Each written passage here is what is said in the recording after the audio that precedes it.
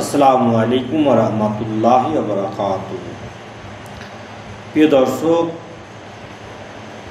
গৌস ওলি কাকে বলে? গৌস কিন্তু সবাই হতে পারে না।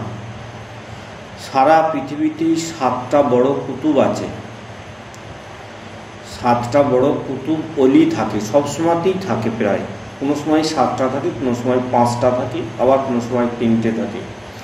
এনাদের মধ্যে যিনি সিনিয়র হন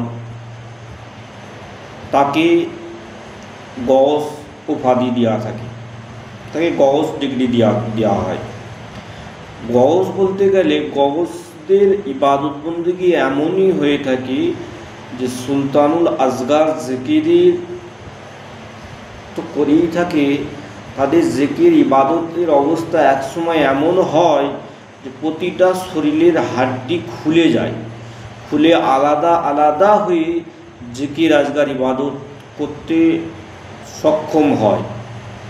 গৌস অলিদের এত আল্লাহ পাওয়ার দিয়ে রেখেছে। সারা বিশ্বেতে কুতুবুল আফতাব গৌসে আজম একজনই হয়ে থাকে, কিন্তু নাম হয় সৈয়দনা মুঈনুদ্দিন আব্দুল কাদের জিলানী। বড় পীর সাহেবের নামই নাম থাকে।